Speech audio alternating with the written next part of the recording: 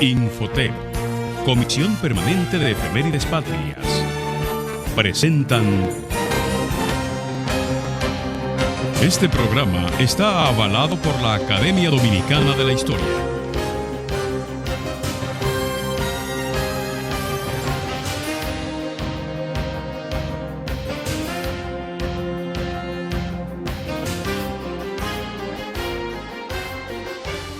Hola, pueblo dominicano, de nuevo con ustedes en su programa Momentos de la Historia. A inicios del año de 1960 se produjo en nuestro país un acontecimiento que contribuyó a la variación positiva de la historia de la República Dominicana. Fue concebido, fue iniciado, fue extendido y estructurado un movimiento de lucha contra la dictadura de Rafael Leónidas Trujillo, para ese entonces encaminada a más de 30 años ininterrumpidos de terror, de asesinatos, de latrocinio, de carencia de libertades, de dependencia política y económica, de secuestro de toda la nación y de toda clase de abusos. Un grupo de jóvenes, principalmente de clases media, intelectuales, profesionales, también trabajadores y gente del pueblo, concibieron la idea bajo la dirección de uno de los más puros y nobles luchadores y hoy héroe nacional, Manuel Aurelio Tavares Justo, y la heroína Minerva Mirabal, y un grupo de luchadores consecuentes, llenos de ideales, de darle continuidad a toda la resistencia que había habido desde 1930, que se introdujo y se impuso y dejó establecida la intervención norteamericana en suelo patrio en el año de 1930. Después de muchas luchas, muchos fracasos, logra estructurarse el movimiento clandestino 14 de junio, que aglutinó lo más avanzado, puro y noble de la juventud dominicana de entonces, y crear el movimiento más vasto a nivel nacional en contra de esa dictadura. Ese acontecimiento político que hoy recientemente concluyó precisamente el 50 aniversario de la muerte de ese líder histórico, Manuel Aurelio Tavares Justo, estremeció el país, tambaleó la estructura de esa férrea dictadura y sentó las bases para que el tirano fuera decapitado. Aún el movimiento fue delatado, fue identificado, fueron apresados, fueron torturados, fueron perseguidos y otros pudieron salir al exilio. Decenas y decenas, centenares de esos luchadores. Hablar de lo que fue la estructuración, la organización y el inicio del movimiento clandestino 14 de junio es una necesidad para la historia dominicana. Momento de la Historia ha realizado varios programas alrededor de ese tema y tendrá que seguir haciéndolo para sentar en las generaciones de hoy y de mañana una idea clara del sacrificio que representó para la juventud de entonces y para el pueblo de hoy y de mañana poder enfrentar esa dictadura y generar un clima diferente en términos de libertades y de avances sociales y de educación en el país. Y nos hemos asistido hoy de uno de los protagonistas importantes de ese acontecimiento, uno de los fundadores sobrevivientes del mismo, participante desde el inicio en lo que fue esa conjura revolucionaria en contra de la dictadura, que era un grupo numeroso, pero apenas en el inicio de esa formación participó alrededor de una decena de ellos. Y uno de esos integrantes es justamente el invitado nuestro de hoy, el doctor Julio Escoto Santana, abogado de origen y un luchador democrático de siempre, comprometido con las mejores causas de este pueblo, consecuente y coherente en pensamiento y en acción hasta el momento de hoy, y que constituye una referencia en términos no solamente de los ideales que abrazó en plena juventud, sino que además de eso ha sido y sigue siendo una referencia moral en su comportamiento, en su conducta, en su práctica, que combinó ideales con una práctica correcta en su desempeño profesional y político.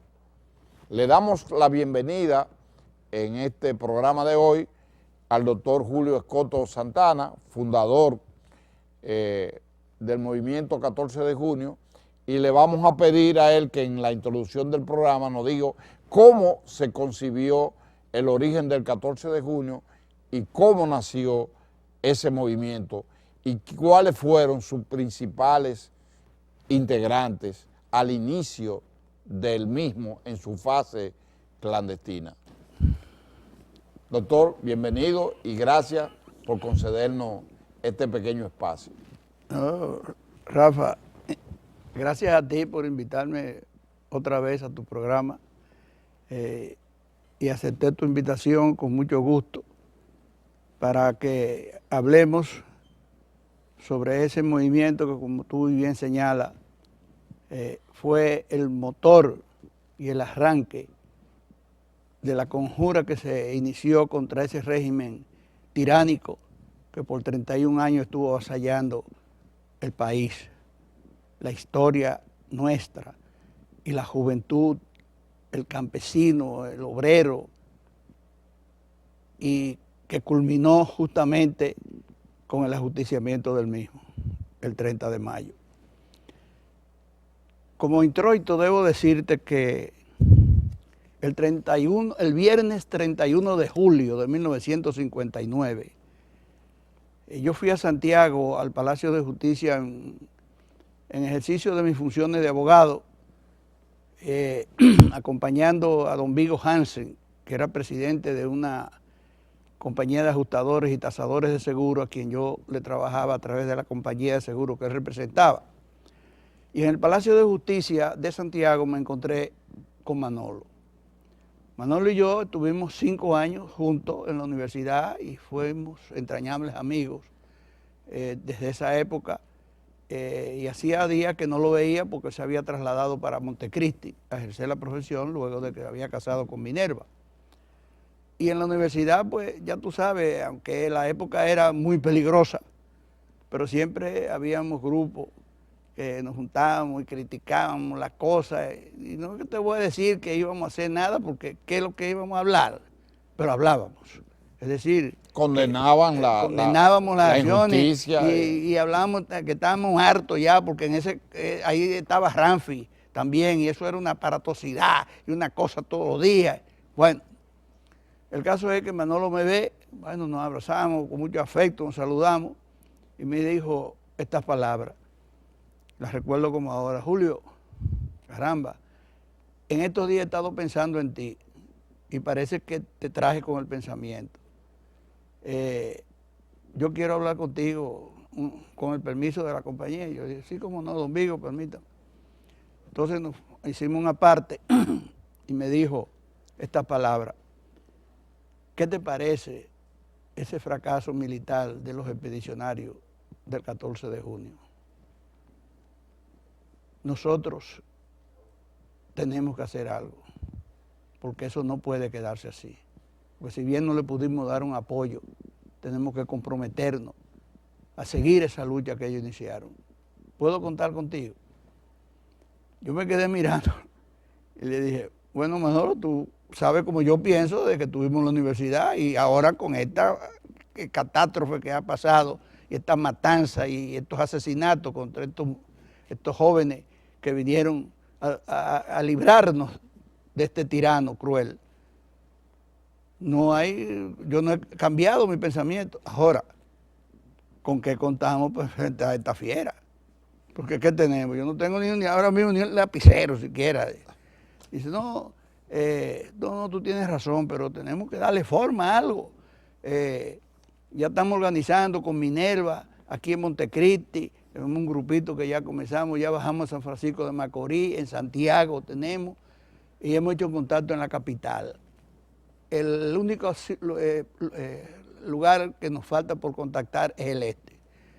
Y yo he pensado en ti porque tú eres oriundo de San Pedro de Macorís y además un tipo que... ¿Usted ejercía aquí en la capital? Sí, yo ejercí, viví aquí en la capital, sí, en la calle pero de era oriundo del este. Del este. Y nací y me crié allá. Entonces dije, bueno, pero de todas maneras, ya fíjate, me encontré contigo. Te va a ir a visitar una persona de mi parte y te va a decir que vengo de parte de Mario, que era el seudónimo de él en el 14. ¿Cómo te vas tú a identificar? Me cogió de sorpresa, pero yo siempre tuve un líder que fue un hermano de mi papá que mataron en San Pedro de Macorís en esa revuelta política y protestando. Lo mataron joven, tercer año de derecho, libre, como se ejercía el hermano mayor de mi papá, que se llamaba Eliardo Escoto y Zambel. Y le dije, bueno, Eliardo. Entonces cogió, le apuntó, yo apunté, apuntamos los teléfonos. Y así iniciamos esa conversación. ¿Qué resulta? Eso fue el 31 de julio. El 16 de agosto estoy yo en el balcón de mi casa, tomándome unos tragos con un hermano mío segundo, ya fallecido, Joaquín, y se presentó Frixo Mesina Rodríguez, que era primo de mi esposa de ese entonces. Y me dice, Julio, con permiso de Joaquín, yo quiero hablar contigo, ¿no? Digo, permiso. Nos fuimos a la habitación. Me dice, mira, se está armando un asunto contra el Chivo. ¿Podemos contar contigo? Yo le tenía confianza a Frixo, pero yo le dije, bueno, Frixo, todo depende de que... No, hay una persona de mi confianza que quiere hablar contigo. Así que ya tú sabes. Esa persona me la trajo el otro día y resultó ser Luis Gómez. Luis Gómez Pérez.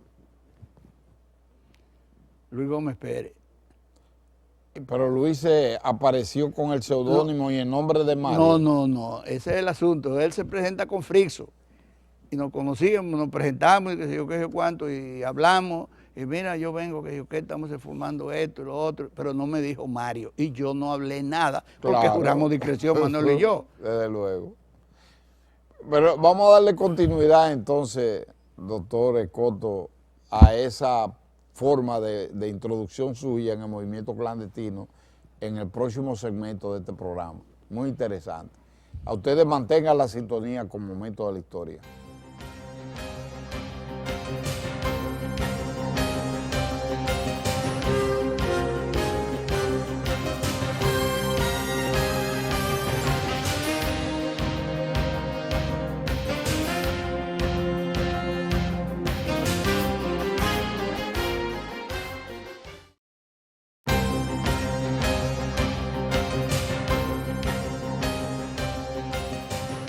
Motivo de un aniversario de la formación, descubrimiento, develación del movimiento clandestino 14 de junio, que encabezó el líder nacional y héroe Manuel Aurelio Tavares Justo, Manolo, estamos compartiendo con el doctor, querido compañero y luchador de siempre, Julio Escoto Santana, que fue uno de los integrantes originales del movimiento y uno de sus fundadores más claros.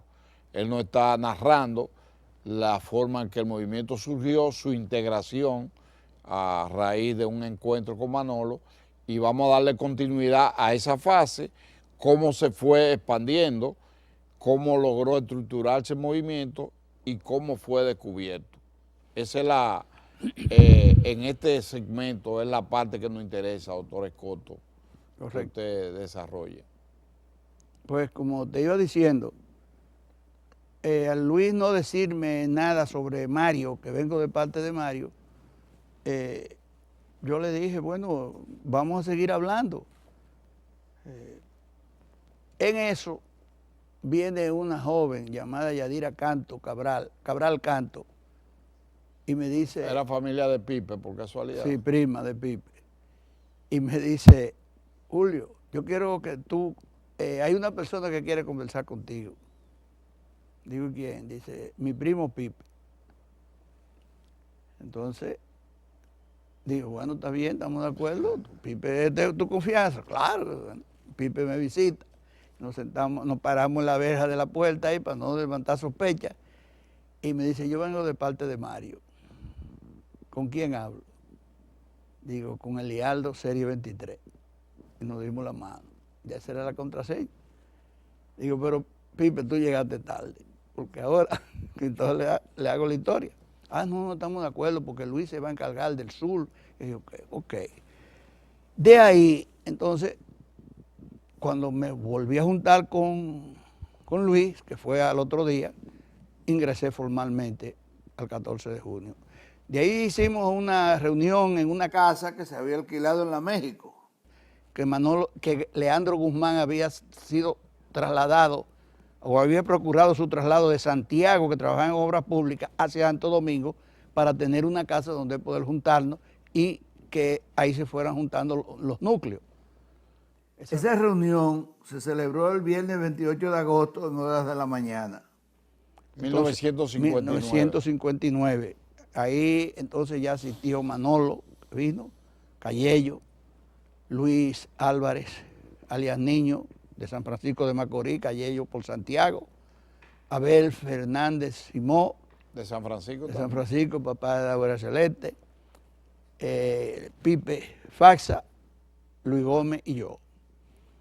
Entonces, ahí pues Manolo explicó una serie de cosas, sus motivaciones, la reunión que había tenido el 6 de enero en la casa de Yuyo Alessandro, que ya se conoce, y en fin, esbozó las diligencias que se habían hecho, y de ahí pues seguimos reuniéndonos y conversando y trazando pautas y estrategias, y se me designó encargado de organizar el movimiento en la región este del país. Entonces, yo de ahí pues, cogí para San Pedro, llamé a mi primo René de Risco Bermúdez, que trabajaba aquí disfrazado en el Partido Dominicano, y lo encargué de formar el Macorís, y ahí seguimos. Entonces, pues, René estaba muy joven. Sí, jovencito. Entonces fui a Romana, ahí con una seña de un seminarista, en un papel de la cajetilla de cigarrillos. Papilín. Hice contacto con Papilín en la Romana. Yo lo conocí a Papilín, que era seminarista. Y lo mataron. Cuando lo descubrieron. No, lo mataron después esa es otra historia, en la 40. Que él organizaba todas las noches el rosario, desde la celda. Y eso era una cosa que ya tú sabes. Organizó decenas de seminaristas, entre ellos Antonio Loco Artiles, varios de la Vega. Y el propio cardenal. Lo incorporó. El hoy cardenal López Rodríguez se incorporó a eso. Bueno, el caso es que entonces, recuerdo que cuando yo fui a la Romana, me fui con la familia, mis dos hijas y la nana, y dejé a la familia en la casa del mayor del Ejército Nacional, Enrique Coromina, que yo ando en diligencia de abogado, que yo qué. Él estaba enfermo, primo, porque él era primo de mi mamá. Y me fui a la iglesia a hacer contacto con Papilín. Yo llevaba una contraseña en un papel de cigarrillo de eso, en latín. Y ahí pues hicimos contacto. Entonces de ahí me fui donde Radamés Rodríguez Gómez y los puse en comunicación. Seguí para Tomayor, allá encargué a un hijo de José Antonio Jiménez, Caquén, que era mi compadre, y Noel Giraldi. También se encargó de... Que después vivía en la Romana, los Giraldi. Giraldi. pero eso era para hacer contacto en el Facebook Sí. con Abelardo Manchena Y Contanzo. y José Contanzo, el José doctor Antonio. José Contanzo. El caso es que entonces después de ahí acordamos irnos el sábado 9 de enero a San José de Conuco. El grupo. El grupo de aquí de la capital. Nos fuimos en un carro manejado por Leandro, que era de Manolo. Yo Alexandro dio la placa porque el carro estaba sin placa y no teníamos dinero. Y nos fuimos Leandro manejando, Luis Gómez, yo, Pipe Faxa y un muchacho de Puerto Plata que le apodaban el guardia, Mesón. Entonces llegamos a San José de Conuco y ahí se reunieron. Entonces vino Niño Álvarez, Abelito Fernández Simó, Manolo, Leandro, Minerva. Un grupo grande.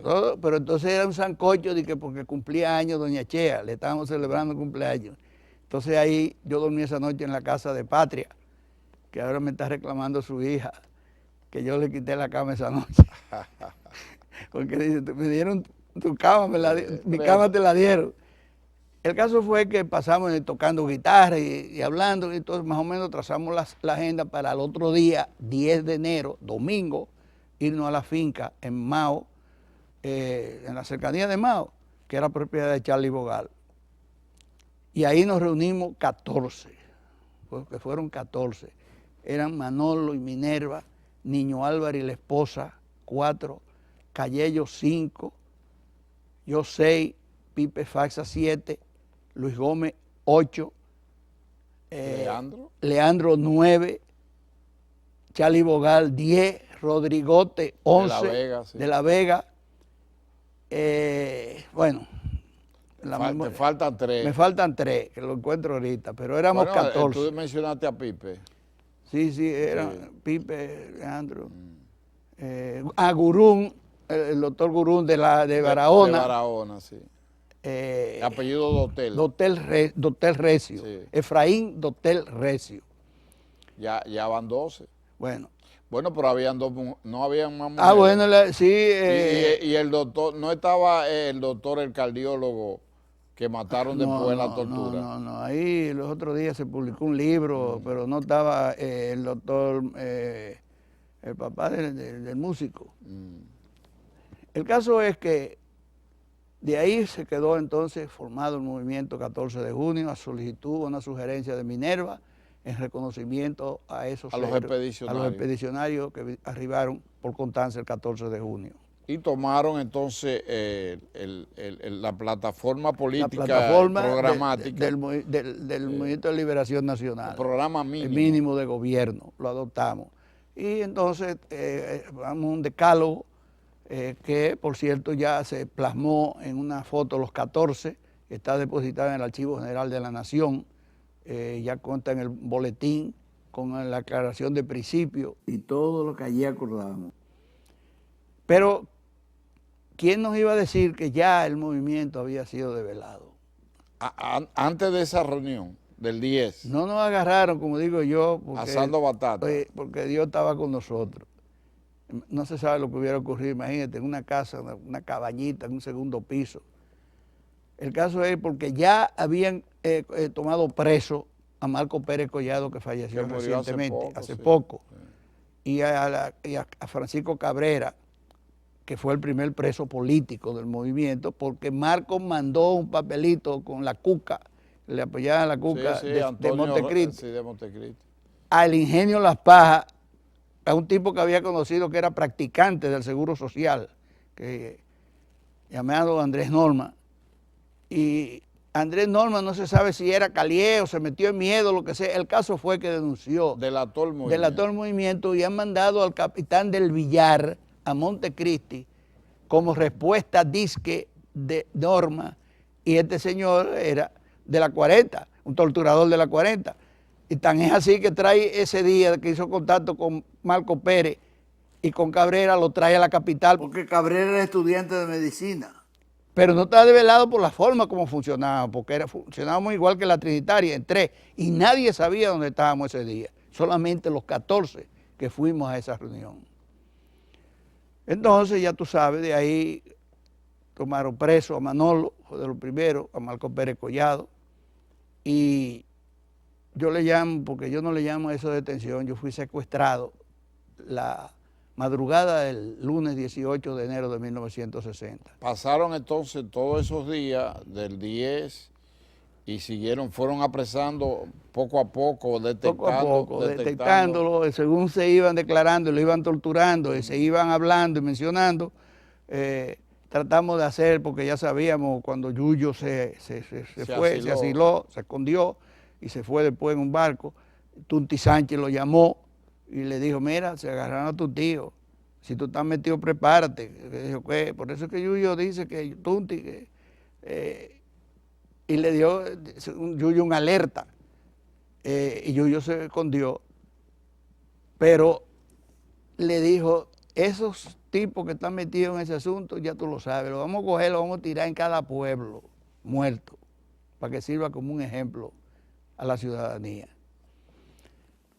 Lamentablemente, fueron muchos los que perdieron la vida en la 40 porque fueron torturados salvajemente. Ahí no había conmiseración. Lo primero que hicieron, en mi casa, el allanamiento que hicieron, tumbaron las dos puertas, la entrada y la de salida con patecabra. Yo estaba esa noche durmiendo porque mi hija cumplía años el 10 de enero y no lo pude celebrar, mi hija mayor. Y lo estaba celebrando. Estaba allá en la asamblea. Y esa noche pues la estaba celebrando con los amigos y los hermanos y me acosté en forma, unos tragos, una cosa, cuando tumba la puerta, digo, diablo, ¿y qué es esto? Bueno, me vestí, qué sé yo qué, como 12 caliés. Entraron, encabezado por César Rodríguez Villeta, que lo digo responsablemente, y que quiso negar que era calié y figura en una lista de la Procuraduría General de la República, cuando Antonio García Vázquez era procurador, que empezaron las detenciones de algunos de ellos. Y ahora vive en Monteplata, y fue candidato a senador, y fue gobernador en el gobierno de Balaguer, y Balaguer sabía quién era. Quiere decir que eso es una cosa, y ahora es rico, es hacendado y cañero, y vive ahí muy tranquilamente, ahí en Monteplata. Entonces, Scott, que era pintor de la Gestapo de Hitler, aquí de que pintaba.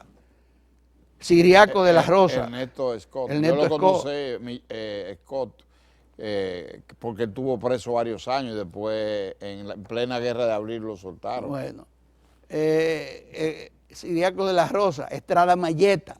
Eso participaron en tu apresamiento. En mi apresamiento, en mi secuestro. Cuando a mí me suben a patadas y empujones en el Cepillito, me montaron en el medio de los dos. Óyeme eso, yo no privo en Cristo, porque sería una herejía. Pero Cristo estaba entre dos ladrones y yo entre dos asesinos. Pero había un ladrón bueno y uno malo. Tú estabas entre dos malos. Entre dos malos. Esa parte está tan interesante que yo espero que tú nos la puedas narrar conjuntamente con todo lo que sucedió en la 40 en el próximo segmento. Bueno. Correcto. Ustedes mantengan la sintonía. Este es un programa especial conmemorando un aniversario de la formación del movimiento clandestino 14 de junio, en la que nuestro invitado de hoy, el doctor Escoto Santana, tuvo una participación destacada, brillante, y que hoy puede exhibir con orgullo, producto de su conducta y de su militancia siempre fiel, leal, consecuente y firme. Así es que dentro de un momento continuamos este interesantísimo programa.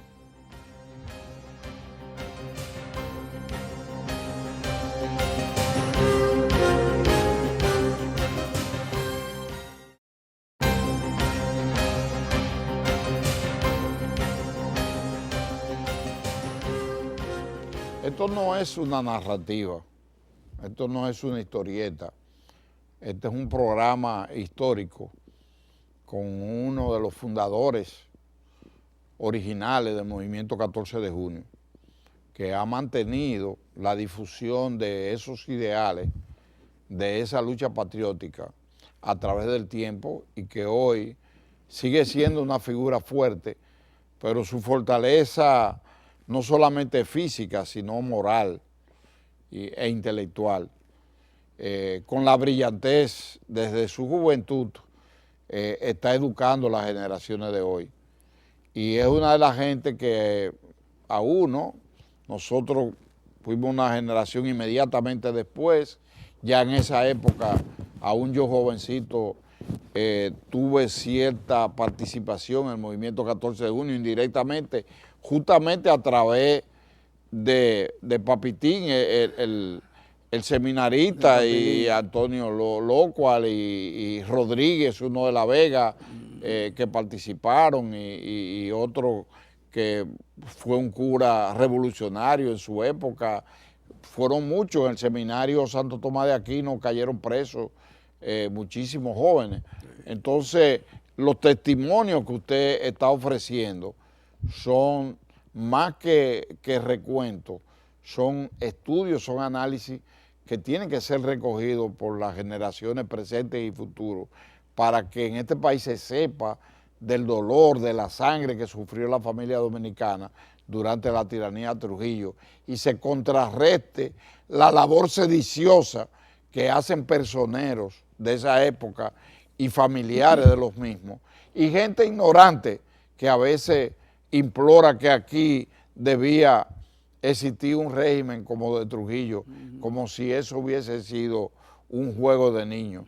Y yo quiero que el doctor Escoto Santana nos siga narrando entonces qué pasó, a quiénes apresaron, qué situación se presentó, los movimientos de tortura que se desarrollaron en la 40 y después la prisión en la Victoria, y qué sucedió con el resto de compañeros, para que entonces le demos continuidad al movimiento 14 de junio, eliminado Trujillo, que se agrupa públicamente con el nombre de Agrupación Política 14 de junio. Eso abarca este segmento, doctor Escoto. Ok. Bueno, como te decía, me sacaron en esa forma de mi casa, no me dejaron, porque yo dije, bueno, abogado, deja ponerme un saco. Yo no sabía por dónde iba, porque la 40 aquí no la conocía nadie, así, muy poco, lo que habían estado no se atreven ni a decir dónde estuvieron. Muchachos, cuando salí a la sala no me dejaron ni enganchar la otra manga. Bueno, el caso fue que llegué allá a la 40, no sabían de ir hablando por aquí, ¿qué? Y cuando llegamos ahí se abrió un portón, una casa que parecía una residencia campestre, más que... Ay, cuando entré de una vez, ahí mis generales, que se yo, ¿qué? Quítese la ropa. Y me quedé en calzoncillo. No, el calzoncillo, que coño, ¿usted cree que usted está aquí de paseo? Ay, pero qué pa. Inmediatamente me llevaron para allá atrás, para una casita que había, que después se supo que había sido originalmente una gallera, porque esa casa perteneció al general Juan Tomás Díaz. Después pasó a otro guardia más. El caso es que Ney Lluvere creo que después la compró y finalmente fue para Manuel a 40. Y ahí era donde estaba la silla eléctrica y toda esa vaina, cuero. Entonces me desnudaron, esposado las manos atrás, totalmente desnudo, nada de... Y cuando entré a eso, lo primero que vi fue a Manolo. Manolo era un tipo blanco y alto. Todo desbaratado, y yo creí que, y tenía esto aquí negro, la barriga. De los golpes. Y yo creí que como era redonda la cosa, que le habían dado con un caldero, por lo que se me ocurrió a mí, digo, pero este hombre le han dado con un caldero. Marco Pérez Collado con un ojo casi afuera, porque ya ellos tenían unos días ahí, no lo creo que lo habían cogido el 13, por ahí. El caso que entonces inmediatamente, ya tú sabes, una golpiza que le llamaban ellos el ablandamiento, sin preguntarte nada. Cuando yo llegué, había una comitiva encabezada por el general... Candito. No, este es que Trujillo, García Trujillo, Virgilio. Virgilio, sí. Y Faustino Pérez, un abogado, y Virgilio García dijo, bueno, cogimos preso, ya llegó el Fidel Castro del Este, el hombre que sabía dónde estaban las armas. Y yo entre mí dije, Julio Coto, te jodiste. Y perdonen la expresión, pero dije, Fidel Castro, Dios mío, ¿por qué? Entonces ya tú sabes, ese bandido, lo vamos a hacer comunista del diablo, lo vamos a mandar para la Beata, que ya están haciendo un campo de concentración para meterte a tu hijo de puta, que yo qué. Y entonces de ahí me llevaron a donde te dije, y ahí nos dieron una golpiza sin preguntarnos nada. El ablandamiento El era una ablandamiento golpiza era así, sí, terrible. para que usted sepa a qué fue lo que devine. En eso hizo su aparición Candito Torres Tejada, Era mayor. mayor de la Marina de Guerra. Es compañero mío de la normal, José Joaquín Pérez San Pedro de Macorís. Y se portó conmigo, yo no sé por qué, porque él estaba un curso o dos más adelante, antes de ingresar a la Marina. Y me dijo, siéntanos en la silla eléctrica. Directo ahí. Mojado. Entonces ya tú sabes, la silla eléctrica, tenían ellos en el escritorio de al frente un graduador de voltaje, un control de voltaje que te lo subían o lo bajaban. Y entonces abajo tenían, tenían una barra, una varilla como de una pulgada, y le echaban agua. Y cuando ellos activaban el voltaje, te sacaba como el aire de aquí y esa era la sensación que te producía. Y detrás el sargento Reyes, alias Mi Sangre, de la policía, que tiene unas manos así. Juan Manota. Rey, Manota, que le rompió el tímpano a Germán, a Nini Germán y a 2 o 3 más que quedaron sordos. Yo lo conocí después en La Victoria también, porque él es oriundo de La Vega. Ese mismo, que era el sobrino o tío de uno que fue jefe de la policía. El caso es que siguieron en las torturas todas las mañanas, toda la tarde, a Leandro. Entonces estaba Minervino, que ese era otro criminal. Ese se saciaba con decir, cuando pasábamos Leandro y yo a localidad, dice, párense atención, saluden al ministro de Justicia. El ministro de Justicia era yo en cuero. Y al ministro de Obras Públicas, Leandro. Y nos dieron una golpiza a mí, a Leandro, que nos desmayamos, perdimos el conocimiento. Y nos echaron agua de sal, porque después, y nos metieron una pluma que tenía, y nos hicieron recoger los excrementos, porque tú sabes que cuando esos golpes así, el esfínter se relaja. Entonces, Leandro y yo relajamos. Yo no sé si yo recogí lo tuyo o tú lo mío. El caso es que esos meses, o ese mes que pasamos en la 40, eso fue terrible. Y de ahí una noche... ¿Con quiénes tú recuerdas, si a grandes rasgos, aparte de Leandro, Manolo, que tú has mencionado? No, estaba Charlie Bogal, Gallegio, sí. Félix Germán, Niño Álvarez, Rafael Francisco Bonelli, Friso Mesina, Luis Gómez. O sea, la directiva cayó, Pipe Faxa. Entonces después las mujeres que fueron llegando después, que las apresaron, pero con nosotros del grupo, fue la que tomaron como presa junto, que estaba en contacto con Leandro, fue a Tomasina Cabral, Aliasina. Sí. El grupo cayó entero la directiva. Y de ahí entonces, una madrugada nos llevaron para La Victoria en las perreras de la policía. Cuando las esposas se terminaron, porque nos llevaban esposados uno al otro, cogieron una soga y nos hacían un nudo aquí. Wow. Para que si intentábamos cruzar, el calié que iba atrás de la perrera, la lava y quedamos volcados automáticamente.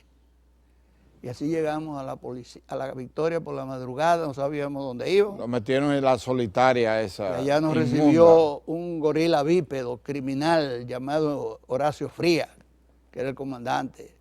Nos contaron como si fuéramos marranos, y de noche, así en la madrugada, nos metieron en la solitaria.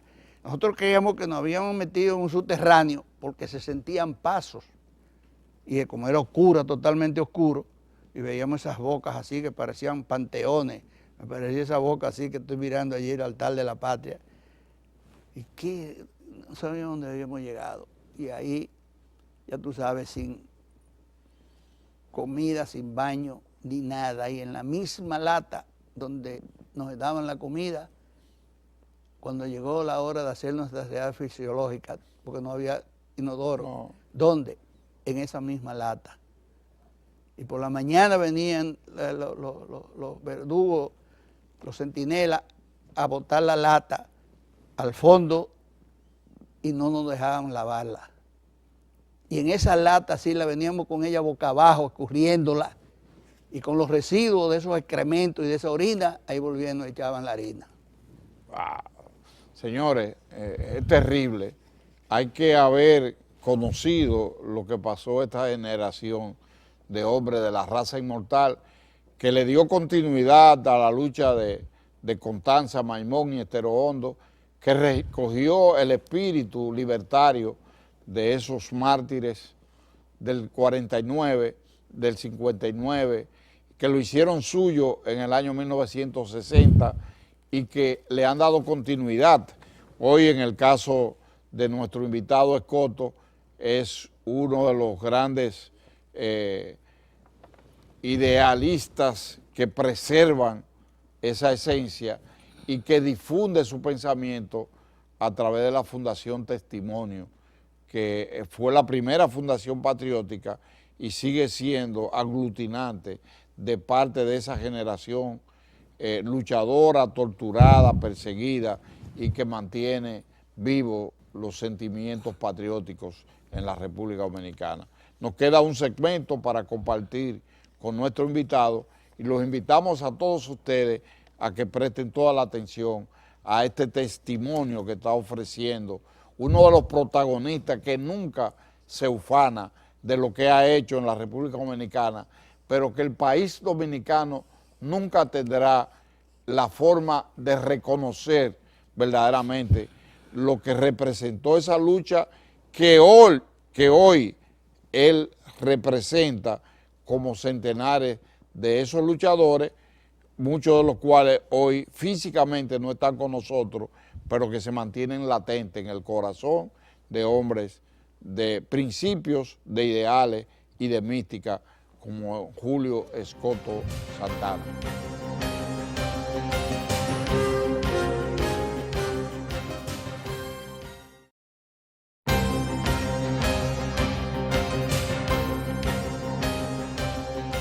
Entramos en la etapa final de este interesante programa que compartimos con el doctor Julio Escoto Santana, fundador del movimiento clandestino 14 de junio y un profesional del derecho que sigue predicando y practicando la mejor conducta en aras de una República Dominicana mejor y que forma parte de la Federación de Fundaciones Patrióticas en su condición de miembro fundador y pasado presidente de la Fundación Testimonio, que forma parte de ese enclave de fundaciones. ¿Cómo culminó entonces la parte, digamos, de cubierto el movimiento, el asesinato de las Hermanas Mirabal, sus repercusiones, la reaparición entonces de la agrupación política 14 de junio y una interpretación suya ya desde el ángulo patriótico, político, histórico de lo que significó esa lucha y qué planes ustedes proyectan en materia de fundaciones, en materia del país, para que concluyamos esta etapa con un rico aporte de su parte. Digo, nosotros, el grupo, sobre todo los cabecillas, fuimos condenados a 30 años de prisión en primera instancia. Y ya vencido el plazo de apelación, se presentaron una mañana a la Victoria y nos hicieron firmar una apelación con efecto retroactivo. Nos llevaron entonces a la corte, nos pelaron a coco, como dicen, nos mandaron al conuco, estrenando unos cosas de Fuerte Azul, unos uniformes de Fuerte Azul con la espalda llena de llagas y de cosas. Muchos cogimos gusanos, las uñas sacadas. Eran rotas, garras, no, y muchos que le sacaban las uñas con un alicate y muela, a sangre fría, sin tenerla pues, picada, como un método de tortura. Inmersiones en una cubeta para que confesaran, un farol de muchísimo voltaje fijo en la cara. Entonces, después de eso, pues, vino el complot con Rómulo Betancourt, nos sacaron ese día, en junio, no me recuerdo la fecha, si fue 26 o qué, el día del atentado, a todos, porque no nos sacaban juntos, sino después de un cierto tiempo nos sacaban poco a poco a coger sol, porque ya venía la amenaza de la OEA. y todos ese día nos sacaron a toditos. Y la Torre de la Victoria, no sé si todavía, pero en esa época tenía una ametralladora 30. Siempre estaba enfundada. Ese día yo miré así y vi que la estaban como meneando y pensé que era que la estaban limpiando. Luego supimos por Johnny Viaggi, que era dentista de la Victoria, que las instrucciones que habían conversado con Frías era que si a Rómulo lo mataban, ese día nos tenían a todos en el patio para ametrallarlo porque íbamos a intentar una fuga. Fíjate hasta dónde llega la perversidad de ese sátrapa, que hoy sus espalderos, los que le llevaron sus hijas como yeguas para encaste, los que se revolcaron en el estercolero de sus bacanales, todavía quieren añorar un regreso de un Trujillo en este país. Y por eso es que la juventud tiene que tener mucho cuidado con estos alabarderos y este nieto de Trujillo que abusando de la democracia que impera en este país ya. Y de la riqueza que le robaron al país. Sí, porque él pretendía, cuando fuimos a la Cámara de Diputados, él pretendía que devolvieran también, no tan solo que dejaran constituir la fundación, el nombre de la fundación de Trujillo, sino que le devolvieran sus bienes, como si Pepito Trujillo le había dejado eso como herencia. Entonces, como te digo, después que lo ajusticiaron, volví y me hicieron preso en San Pedro de Macorís. Tuve 2 días. Y luego... Fue una batida a nivel nacional. A nivel nacional. Pero no sabíamos por qué era. No había nada, reinaba el silencio. Este que mataron ahí, ahora frente al Mofongo, al Moncho Enrique, fue que me fue a buscar. El Coyote. El Coyote. Y fue tumbando la puerta también y me dice, cuando yo salí al pasillo, yo estaba en pantaloncillo, y me dice que bueno, que te iban a buscar, que te quieren ver allá en México. México es el nombre de la fortaleza. Y yo le dije, vámonos. Y así, digo, pero yo fui con un saco y me encueraron y me desnudaron. Así que yo soy un preso viejo, que tú me vas a venir. No, están allá los muchachos. Y que yo, ¿qué? Bueno, el caso fue que me puse en la cabeza un pantalón, la mujer me dio un peso y nos fuimos. Pero me extrañó sí que él, que la conocía, porque fue vecino de ella, le pidió café. Y no nos posaron ni nada. Dije, cuando llegamos a la fortaleza, muchachos, directo para la Fortaleza, un movimiento y pensábamos que había llegado otra expedición. Luego, cuando se forma entonces, vienen los movimientos, me recibí otro telegrama, porque yo había recibido un telegrama anteriormente sin pedir nada. Repórtese, que yo quiera, Secretaría de Relaciones Exteriores. Y fue cuando salí deportado para Estados Unidos. Tú tuviste la suerte de que te deportaron en ese momento y que no que te eliminaron físicamente. No, porque estaban presos todavía Manolo y ellos. Entonces, había un grupo grande era todavía. Eso, preso, estaban Leandro, Manolo, Moncho. Entonces, allá en Nueva York, nos reunimos con todos los exiliados que están allá, Yuyo, Moreno Martínez, Mario Rivitini.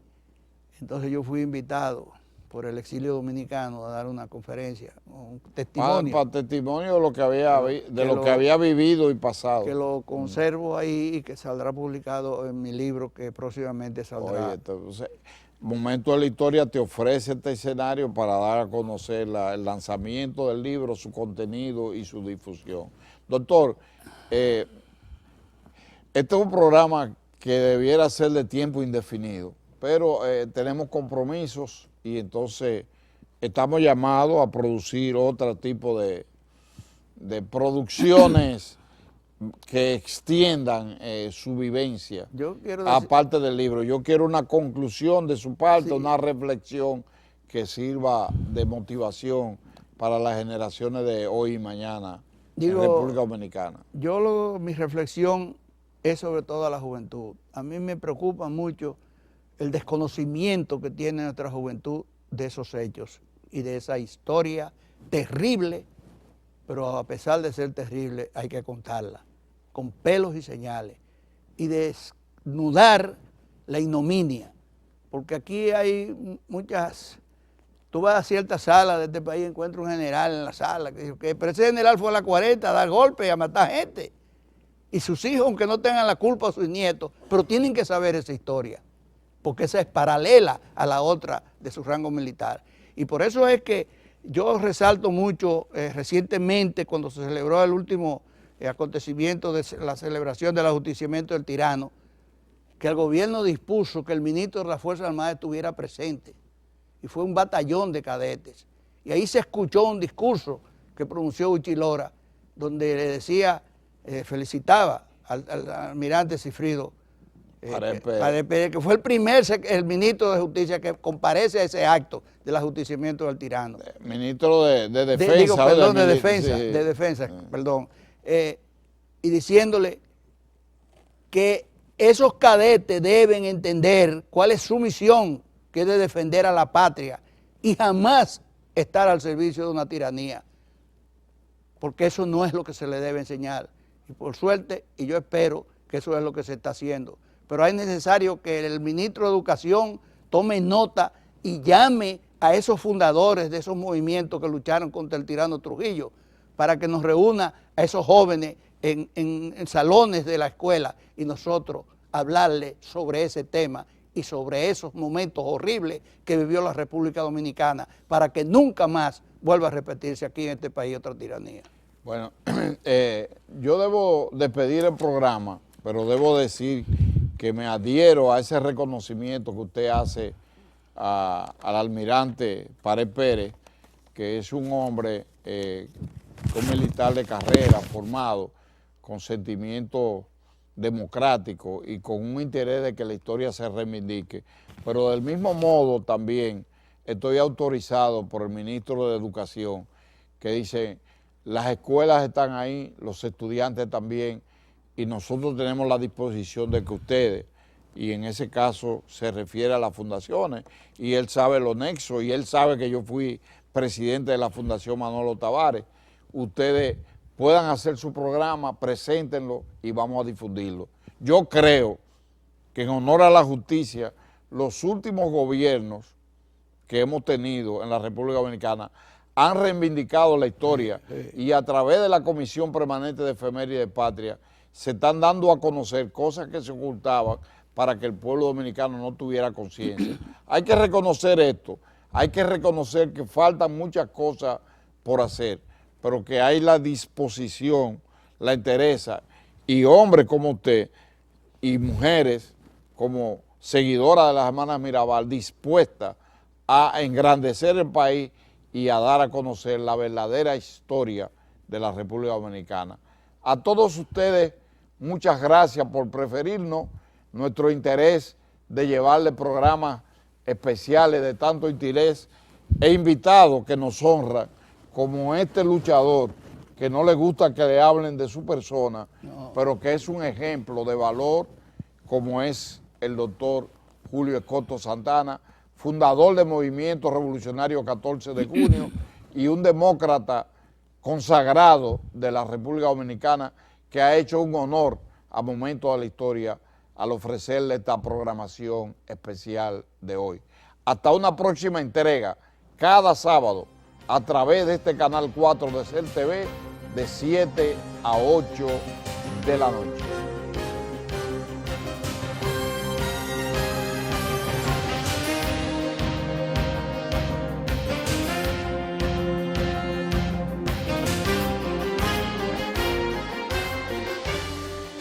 Este programa está avalado por la Academia Dominicana de la Historia.